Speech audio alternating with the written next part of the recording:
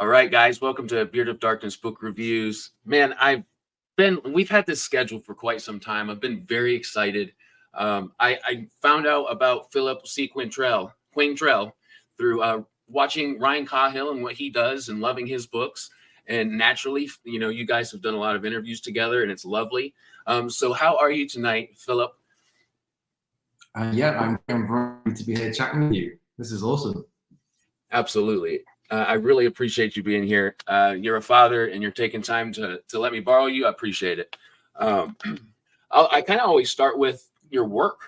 Tell us a little bit about your each series. I know you've got a lot of books, so I definitely don't expect like a whole bunch, but like maybe a little overview of each series. Yeah, well, so yeah, in the fantasy world, I've written the Echo Saga, which was the first series I started with. It was supposed to be one book, and then that ballooned into three. And then once I got to the end of the three, I had a vision for like a time jump story and then another time jump story. So it kind of became three trilogies, but you couldn't read them separately. So they are condensed into the Echo Saga, which is 9 books. When I finished that, go ahead. My bad. We have a little bit of a lag, guys, so I accidentally interrupt, or we might accidentally interrupt each other. It's never on purpose. Continue, Philip. My bad. I was just going to say, by the time I got to the end of that, there was still a lot of there was loads of support from my readers, and they wanted more of a particular character called Asher, who's the ranger. And I happen to have a few stories rattling around about him. So I then wrote the Ranger Archives, which is a trilogy that takes place just before the Echo Saga. And if you read those, that ends just as the Echo Saga begins. But it doesn't matter which way around you want to read them. They don't spoil each other. They just fit like nicely. I've been trying to write everything in a circle. So it doesn't matter where you start. Nothing spoils. There's just lots of Easter eggs. And everything fits together. Because then my third series is my newest one, A Time of Dragons. Book 1, Once There Were Heroes, came out in September. And that's what the special edition is. That's out in about a week. That's very much something I wanted to chat with you about. That's incredible, man. It's so great. It's so great. That's a story still set in the same universe as the Echo Saga and the Ranger Archives, but it's thousands of years earlier. Which again, lots of Easter eggs if you've read the others. Doesn't matter if you've not, you can still start with Time of Dragons. It's still a great place to like entry point into the world of Verda. Dragons. I absolutely never thought that I would be into, well, two things. A bunch of things, but books, but especially fantasy, and then most recently sci-fi, which I've just found to absolutely adore. But I love dragons, and I never really thought about it because I didn't read as a kid. I mean, I did what I had to, but never had that passion to do so. So I found that a little bit later, and dragons being one of my favorite parts of any fictitious story. Yeah, dragons are great. Everyone loves dragons. Absolutely, man. So that's wonderful. I think it takes a lot of skill to write in that. You were talking how you write in a circle. Me trying to wrap my mind around how to do that is like I got smoke coming from my ears. So bravo, man. That's incredible. I think that's very cool. Yeah, I didn't want to writing books and then put the demand on readers to have to start 10, 13 books previously. Yeah, I wanted people to be able to jump in at any book one that I write and be like, this is a great place to start. Here we go. And the trick to doing it is knowing what not to write. You know, you don't want to write things in one series that will ruin another. They just need to be like little nuggets so that it all fits together. I love little pieces like that because I'm sure this will come to a shock to anybody that's never watched a BookTube channel or something. But I want to write. Oh my gosh, go figure. No, I think it's awesome. Anybody that finds that passion, and I certainly did a little bit older. But so those little nuggets that I get from authors, such as what you were just talking about, how you wrote and making rules and kind of making everything cohesive is something I really look up to. It's very cool. Um, Brian D. Anderson says, did you know 97% of dragon encounters end in death? 66 are roasted alive. Dragons are nothing to joke about. All right. He's not wrong. He's not wrong. I've killed a few people with some dragons. Man, I think that sounds so much fun, right? These climaxes that I hear authors talking about in their books is just really exciting stuff. So for you personally, how did your writing start? I mean, did you always aspire to write? Were you younger, a little bit older? You know, I thought nothing about writing when I was younger. Didn't read anything. Didn't do a lot of writing. Got into books in my late teens. And then I started a career in nursing. And while I was nursing, a friend came up to me and I asked him how he was doing, and he said to me, "Oh, I'm writing a book at the minute," and it just blew my mind because I never met anyone who said, "Oh, I'm just writing a book." You know, like, you do that, you're not an author. It's like a superpower. Yeah, no, yeah, and he was just like, "Well, you know, an author has to start somewhere," and that was like a word. Just couldn't get it out of my head.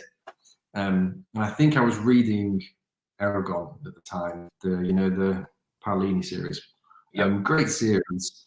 There was just a few characters in there that I remember every time I got to them, I put the book down a little bit and then put it back up again. And then I remember thinking, you know, if I wrote a book, I'd want to make sure that it had lots of characters in, but they were all doing something so interesting and exciting that you didn't care. You were closing the page on one and starting on another. I have heard that series has been so foundational for so many authors. It's one that I can't wait to read. I think I was put off initially just because I didn't read it as a young man. So it's not as an attractive read to me today. Maybe it's just the notion of it being a younger read. Would you say? Yeah, I think it was. I mean, I think I was probably about 20 or something when I read. Okay. And yeah, there's elements to it. I mean, it's very Star Wars / fantasy. You know, it was a good read in terms of sort of informing me what I thought I wanted to write. You know, I liked dragons, and I liked dragons that could talk through the mind, that kind of thing. So that was a good starting point. But yeah, I then basically opened my laptop and started writing. And was that a hard process? No, not really. I filled out like a notebook of ideas, and then I opened it very much aware that whatever I was about to write was going to be rubbish.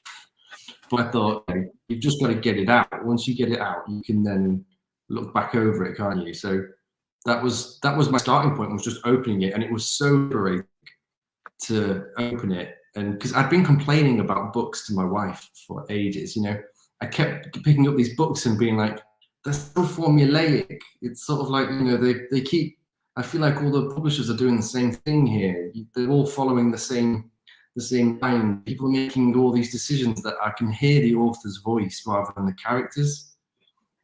And my wife was like, well, you can keep complaining about it, or you can write one yourself. That was it.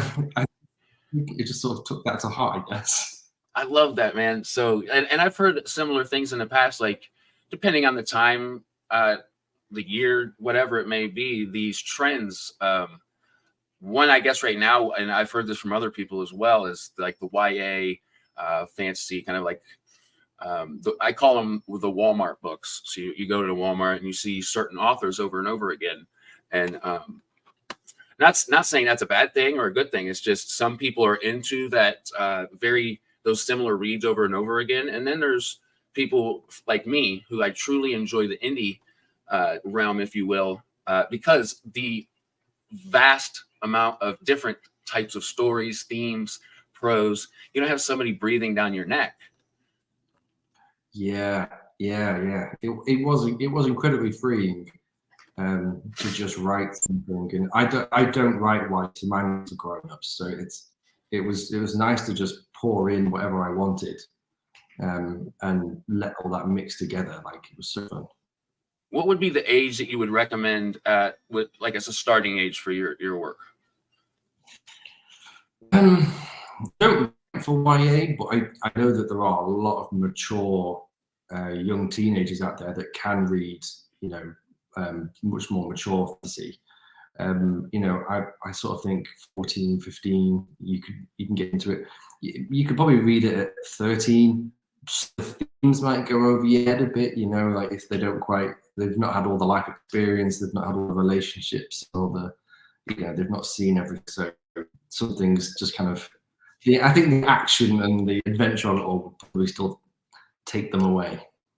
It's the best feeling. I often describe what you just said. Like, I'll use an example of Ryan Cahill. I started reading him last year, and I started with The Fall.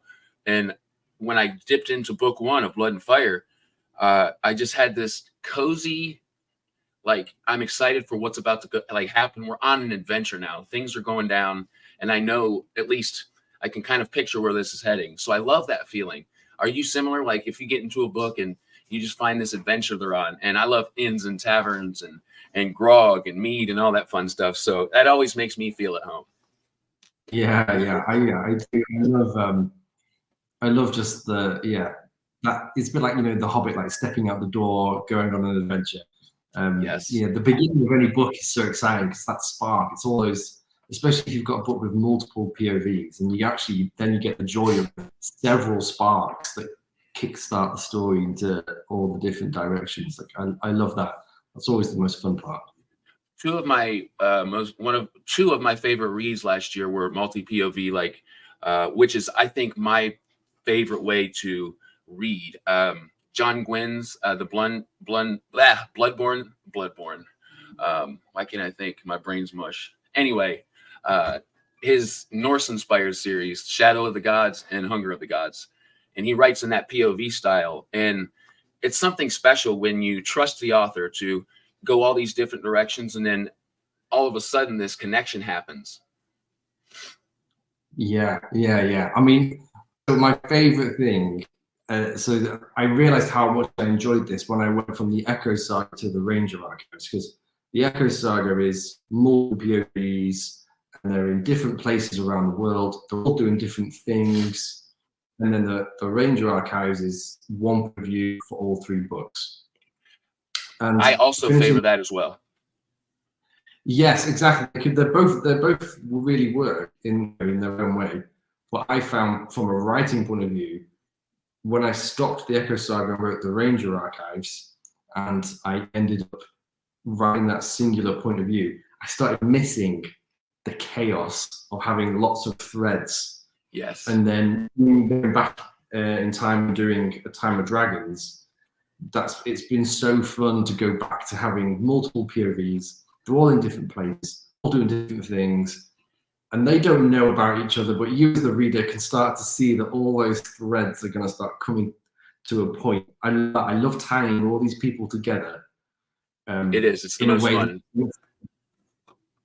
So sorry, I was just saying it's so much fun when all those threads start coming together, and I think it's a huge talent to have, say, 4 or 5 points of view and make all that cohesive. Very impressive. Yeah, it's really fun to write. It's really fun. So the great thing is, I'm so sorry. Go ahead. You write one point of view, and you're following their story through, and then at the end of the chapter, and you get to the next bit, and then it's almost like you get to write a completely separate book. You know, you then get to change POV, become somebody else. You're in a different place. You're doing a different thing. It's really fun, and you do 3,000-4,000 words, and then you change again. I love it. Always kind of like a fresh take to go back to each chapter. I love that. I've never really thought about it that way. That's one of those little nuggets again. So speaking of your writing personally, what are some of your favorite tropes to read and write? I definitely like I do like the Dark Lord trope. You know, the big bad guy, Sauron. You know, I like having the big bad guy, and I like hiding the big bad guy. Or I don't want to give too much away for A Time of Dragons, but there is, you know, it's like it's almost like they're trying to find the bad guy. I like that. It's not so obvious, but then I also like when the reveal is done and you get your big Dark Lord that gets to be the big bad guy. He's a villain, and he's like unapologetically the villain. He's not like, those are one of my favorite characters to read because, and I don't know why, maybe I'm twisted. I always end up rooting for them. I find this little, like, as somebody that is written as a dark character, you tend to kind of look subconsciously, at least I do through my experience, for that little bit of hope. Like, this guy has to have that part that's human about him. And I think that aspect to a darker, morally gray character really gets me into the story. Yeah, I mean, if you read the Echo Saga, I always do the villain's point of view. The villain is always a POV character because, you know, it's a bit like the Dark Knight, the Christopher Nolan one. Yep. I mean, the Joker, Heath Ledger, he just steals the show. Doesn't he? I mean, Batman's great, but Batman is only great because the Joker is so great, you know. And I always have that view when I'm writing good guys and bad guys. The bad guys have to be worthy of the good guys. You know, they've got to be. And there's always less of them as well. There's always like one big bad guy. They have to be charismatic. They've got to have big visions. They've got to carry every scene. And it's also cool, like, giving that villain a point of view to read and get it kind of in his head, the kind of psychology behind his twistedness, I guess, his darkness, the reason he does, why he does it, and what he does, and why he does it. And even if it's not something you obviously agree with, it's nonetheless captivating, and it's one of my favorite things of all time.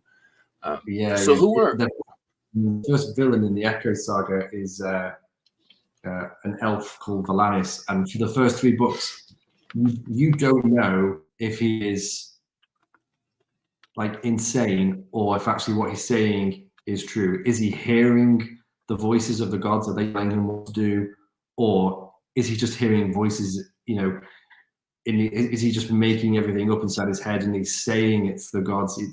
I just like the whole never landing on exactly what's happening. It's sort of you absolutely. Have to, it's so much fun. I've seen recently too, all over like Twitter and everything. I do reviews for FanFi Addict, and it's so much fun. But one of the coolest parts that I had no clue before this year, which also includes like the SPFBO, it's so much fun. But TBRCon, that's new to me this year, and you're going to be in more than one panel. I don't know. Maybe I don't know. Well, yeah, you lose track of these things, don't you? I might be. Well, I also remember seeing it was you, Ryan, and Michael R. Miller, who is another wonderful writer. And I can't remember exactly when it was, but it was such a fun interview, and it was through FanFi Addict. Maybe I'm getting those two twisted up, but I'm really looking forward to the TBRCon. It's going to be, yes, LL McCrae, thank you for being here. It is going to be epic. So who are some of those influential authors for you when starting to write, or when you knew you wanted to write, especially in maybe the ones that had their hand in the way that you write?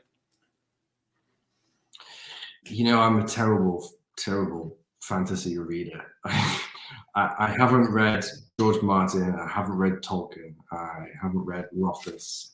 I haven't read Sanderson.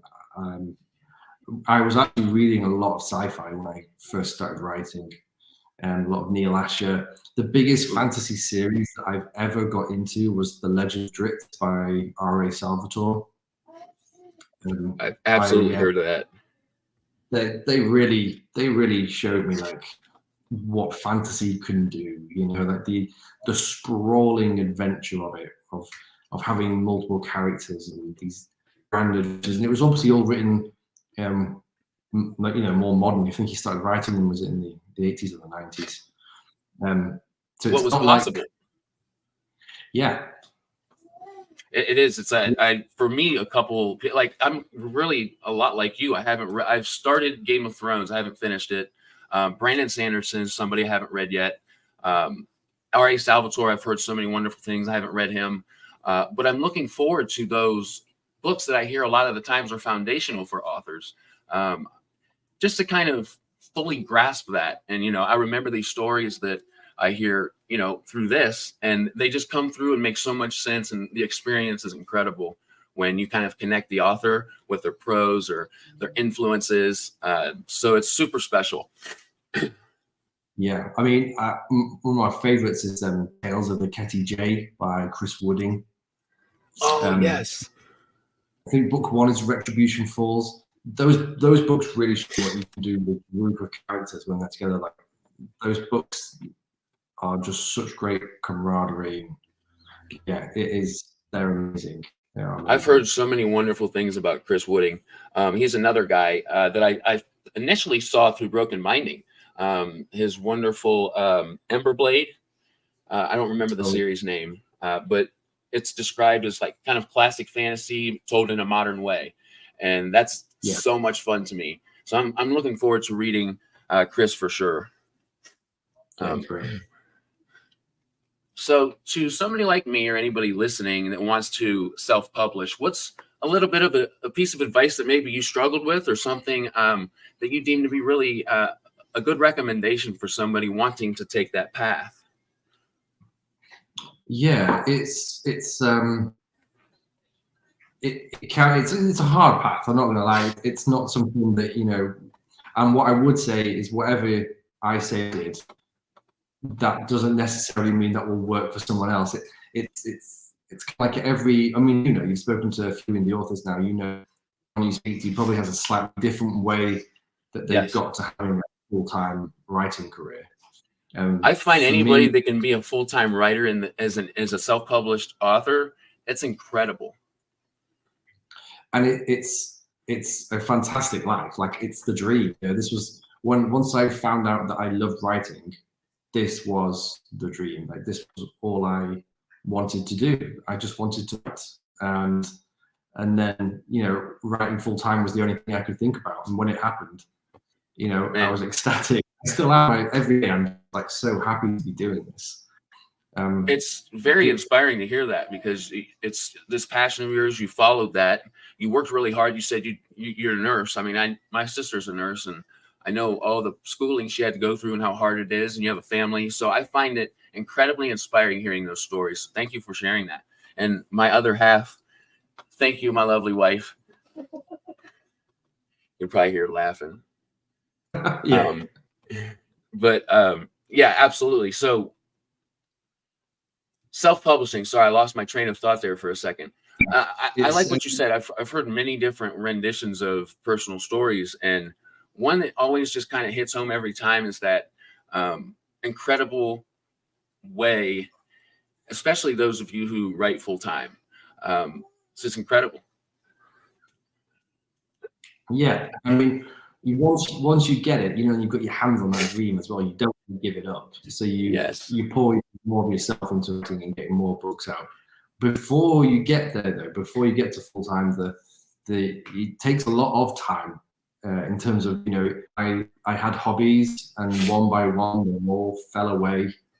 I spent less time with my wife because you know, our day off, she want to do things, and I was like, this is my only time to write, and it takes a long time to put a whole book together. So it's, you know, your support system has to be really disciplined to be able to sit down, get the words out. That's a wonderful word.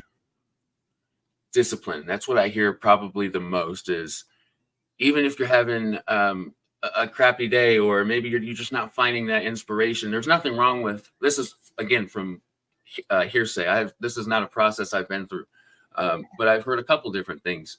If you're not feeling it, just don't write. But if you're in the crunch, I guess, trying to get a novel out after you've become a full-time writer, that can be a little bit different. It could have a little extra pressure on you. Has that been similar experience for you?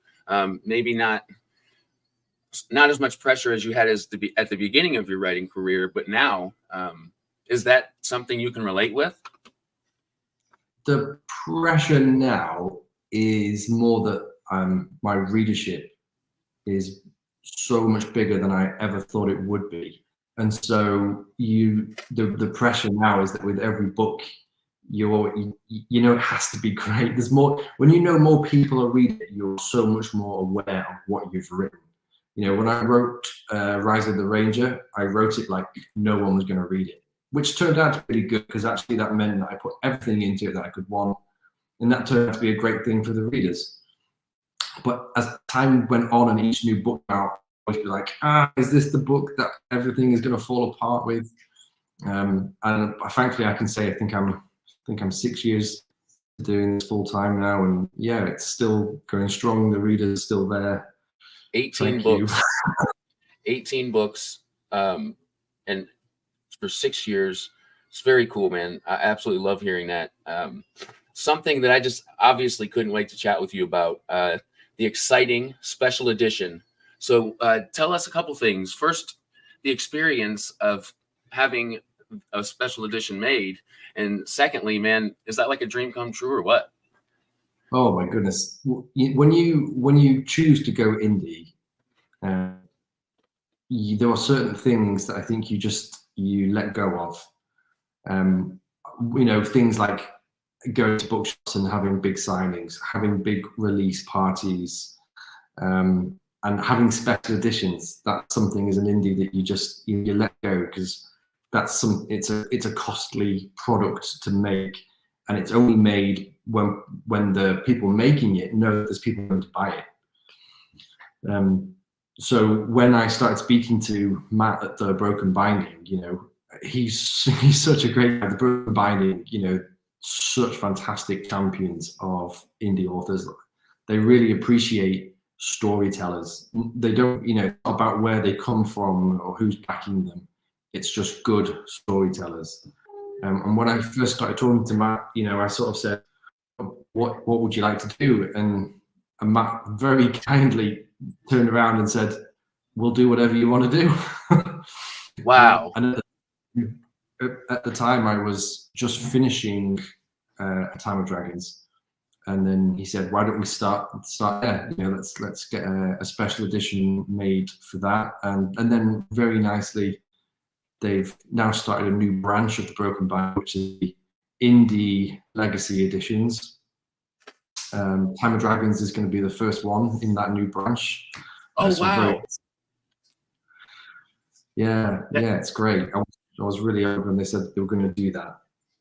You know, Matt at the Broken Binding has essentially, man, changed the game, I guess is the best way that I know how to say it right now. It's like, one of the guys is here, Brian D. Anderson, the Renegade Bard right here. He has been on both sides, traditional and published, or traditionally published and independent or self-published, I'm sorry. And he speaks about the pros and cons of both sides. And something Matt has done and the Broken Bindings kind of the reason to be, well, my favorite reason, I guess they're there, is making something that wasn't possible 20 years ago, like special editions for an indie author. It's just, he's changing the game. And the craziest part isn't they're $400 a copy. They're so affordable. Yeah, they absolutely are. So they're not greedy. They're not a greedy company. They're a book-loving company. They're readers. They want people to get their hands on good stories, special editions. They handle all my signed copies as well, which is great. I love going down to. I'm actually really lucky. Their headquarters is a couple of hours from here, you know, so I can just drive down and do all the signings. It's great. I have a blast. So the special edition, what are going to be some fun aspects of it? As far as, of course, it's going to be just this grand, beautiful thing. But what are your favorite parts of the special edition? Well, when we first started talking about it, the first thing that often comes up when you do a special edition, like the cover, what you're going to do with the cover. But we already had a Chris McGrath cover. I use Chris McGrath for all my books set in Verda. And you've seen the cover. It's gorgeous. Oh, absolutely. Chris absolutely nailed it. Like when he was sending it to me, he was a little bit delayed getting it to me, and so I was like, you know, how's it going? And he said back, said, it is taking a bit longer, but that's because I think it's going to be your favorite cover yet. And he wasn't wrong. Like, absolutely blew me away. And so I said to Matt, I was like, I don't feel like, where do you go from Chris McGrath? Like, there's nowhere to go to get a better cover. So we said, why don't we just put all the bells and whistles on it? So we kept the cover, and we got to do a fantastic illustration. We've got the dragon, so we've got the sprayed edges, top, side, bottom. We've got the dragon on the page edge. We've got the gold foil. We've got acid-free paper. We've got sewn binding so that it never wears and tears. The pages don't be yellow. And purple, like purple. I just love it. You know, it was man. That was like the one. That was my like biggest collection. So I was like, I just want a purple book, and he nailed it. That shade of purple is just I like purple, but I love the color of the cover, and I don't know, it's a little bit of a different shade of purple, but it's so attractive to the eyes and really draws you in. Yeah, there's a lot of pink in there as well, like the mix of the pink and the purple, very eye-catching, and actually quite important to the story that we'll get on a bit further in. But yeah, it all comes together. Of course, there's also a coloured map inside. Oh man. When you open a book and it's got this detailed map, especially in color, I don't know if anything makes me more happy. Yeah, it was great. We got to work with Jack Shepherd, who did it top and tails the book, and it's great because I was able to work with him, and he's coloured it so that each one is the Andarans are here, and the humans are here, and the dwarves are there. It's just so quick and easy to. That's something I've heard multiple times with authors that's worked with the Broken Binding is you're a big part of the process. And it goes kind of go back to what you said. We should do exactly what you want to do, Philip. Man, how impressive. That's very commendable. And I mean, you have a better idea of at your baby. So I think it's absolutely lovely. And another part that I absolutely love about Broken Binding, and I had never seen them before, and now I see them in Walmart. I see them all over the place. Are the sprayed edges. Never had even thought of that idea. And then all of a sudden you see it and you're like, wow, that's incredible. I'm going to have to turn that bad boy with the spine to the wall on my bookshelf just because it's so pretty. That's becoming a real thing, isn't it? I've seen people use it like instead of wallpaper, they just turn all their books around. Yes, absolutely. I'm so jealous. I'm on the list for Broken Binding. I believe when I first signed up, this is just a little snippet into how big or how in demand Matthew's work is and the Broken Binding's work is. I was like number 7,200 on the waiting list for people waiting to get on a tier. I think I'm around 2,000 now, but that just shows you the scale. Do you want to hear something that'll make you really jealous? Yes, I do actually. When I went for the first set of signings that I ever did for the Broken Binding, I went to warehouse, and this is just how generous Matt and the Broken Binding are. I got to the warehouse, and if you can imagine the Broken Binding warehouse, it is just full of gorgeous books. They're like everywhere. They're in boxes, they're on shelves, they're just everywhere you look. And I walked in and went, God, this is such a cool place to work. Look at all these amazing books. These are stunning. And Matt gave me a box, an empty box, and said, go ahead, fill it up, get whatever you want. Yeah. He just said, have a little look, have a look around. I was like a kid in the toy shop, just like. Yes. I'm super jealous of that. I'll tell you even more. Those Joe Abercrombie special editions they've done are just so gorgeous, man. Like the sprayed edges are like so there's a difference, at least this is my understanding of it. It's very little. There's sprayed edges, and then there's digitally like printed edges. Does that sound right? Yeah, I think you can do that. Yeah. But the Joe Abercrombie editions have, I believe it's part of the map, and you put them all three together, and it makes one map or something along those lines. But I see them on all over these bookshelves, and man, I have to one day get those. That's a great idea. Maybe we should do that for the Echoes. Okay, we put all 9 together and get the whole map. That'd be pretty cool. What are a couple of the books that you snagged up? So my closest author friends, Ryan and Michael, I got their books. And then I got what else did I get? Oh gosh, I got so many. I felt bad because these are all really expensive books and they're everywhere, and I felt bad. But Matt was just like, "Yeah, take it. If you're gonna get that one, you're gonna need to get the second one. You go find the second one." And that speaks a lot about somebody, to do something so generous. So that's awesome to hear, man. And the funniest thing, the best part is, it does not surprise me. It makes total sense. That's very much on the wavelength I see the Broken Binding on. Yeah, right. I like it. So when will that be coming out? So they're doing it in 3 tiers. I think they've got subs. So it's the 26th and the 27th. Or the 27th and 28th. Maybe 26th, 27th, and then on the 28th, I think it goes for general sale. It's really cool. I think it's the 28th general sale. Yeah, and so then soon. Because it's the Indie Legacy Edition, it will stay in stock. Oh wow, that's new. So okay. Yeah. So they're with these ones, they're going to do it so that he just keeps them in print permanently. I think that is an aspect that I was waiting to see. You see a lot, and they're so beautiful. I have one Broken Binding book, and it's not close to me, or else I grab it. Really speaks to how they are as well. He sent it to me, and Matt, for starting my channel. He was just a wonderful, wonderful person. And it was Gaurav Mohanty's Sons of Darkness, and it's just gorgeous. The gold and black, it's just catches your eye. Great book too. So I'm super excited about that. That's got to be incredibly rewarding to know that's almost here. I can't wait to see the success, because it absolutely will be. Are you currently reading anything right now?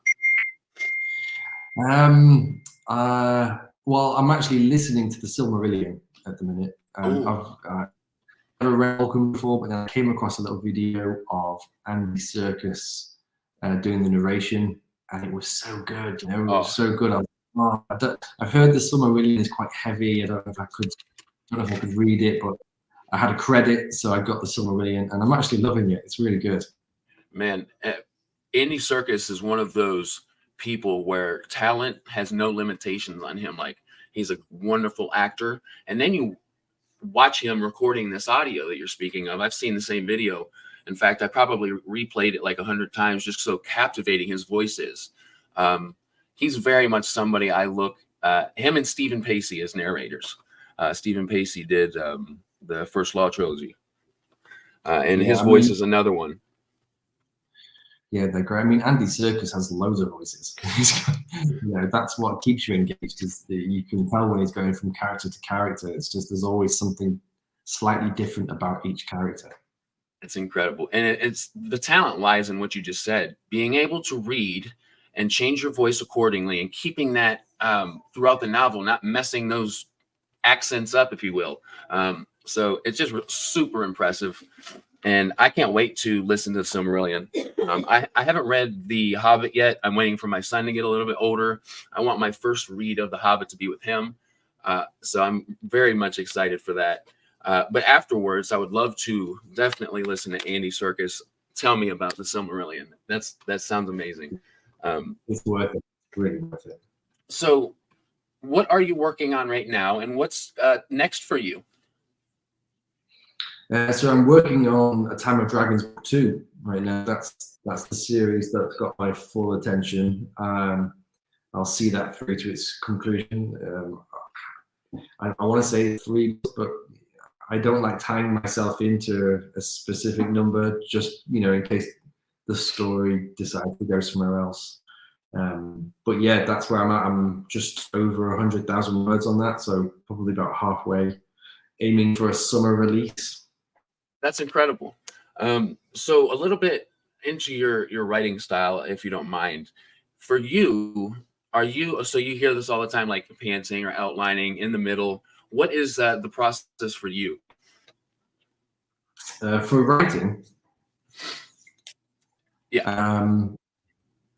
I'm not someone who needs to go out and look for inspiration or go for a walk or whatever.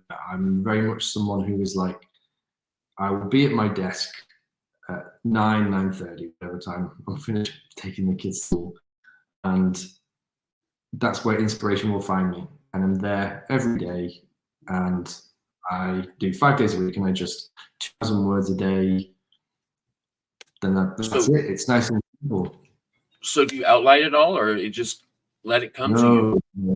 No. If I outlined once, I did outline once, and found the process terribly boring. You'd get to that chapter and you'd look at your notes and it'd say, do this, do this, do this. And that was so boring because there was nothing happening.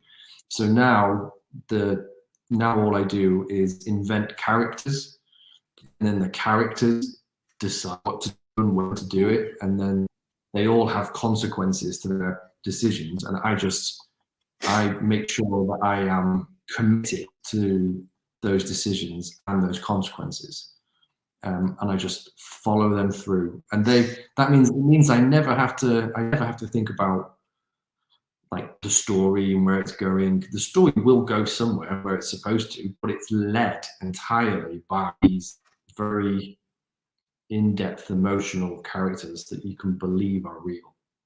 That's my process. It's handing it over to them. That's very cool. So that's one of my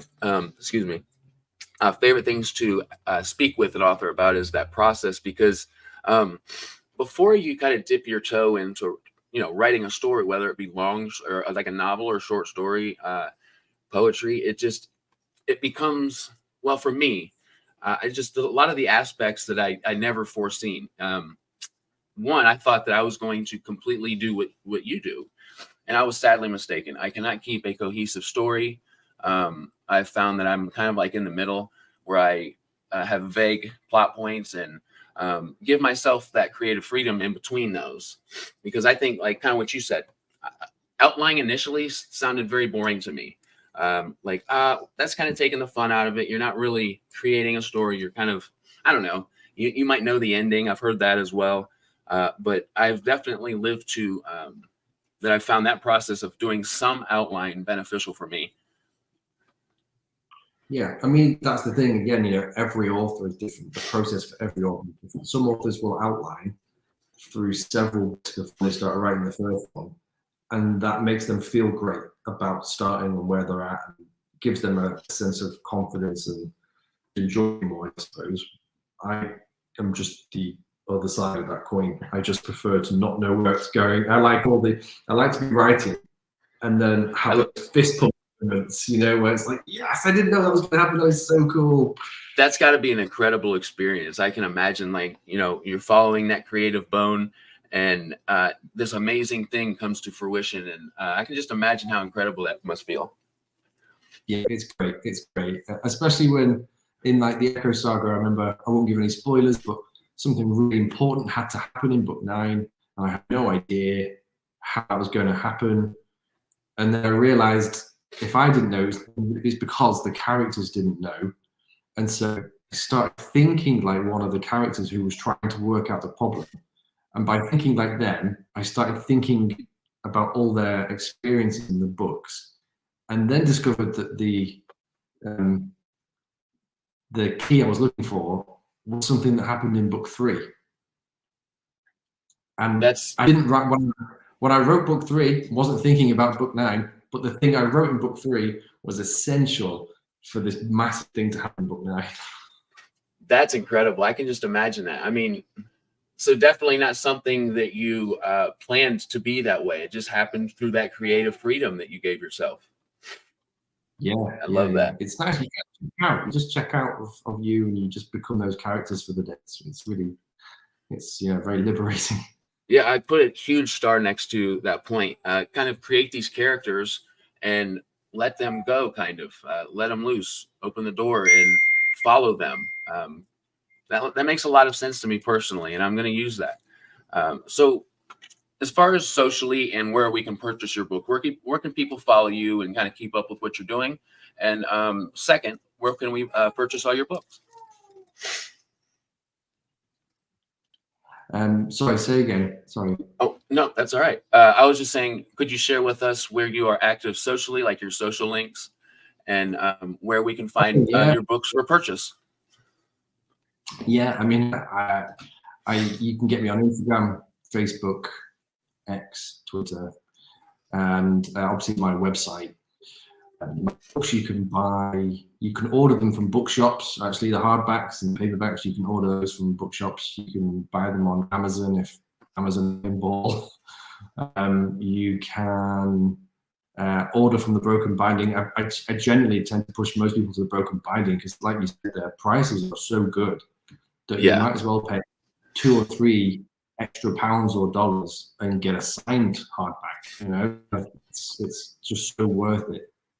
Absolutely. So I love that. And I have most of those links below in the description, guys. The ones that I don't, I will add after we're done with this. Man, it's just been really exciting talking with you. I've heard so many wonderful things about you and your books, and to finally put a face and personality to that, the author has been incredible, man. So I just wanted to thank you to letting me borrow you for a little bit.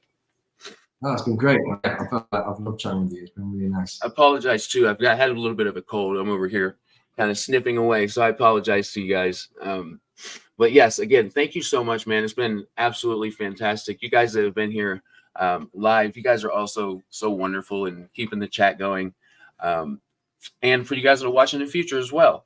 And until next time, guys, we'll talk to you later.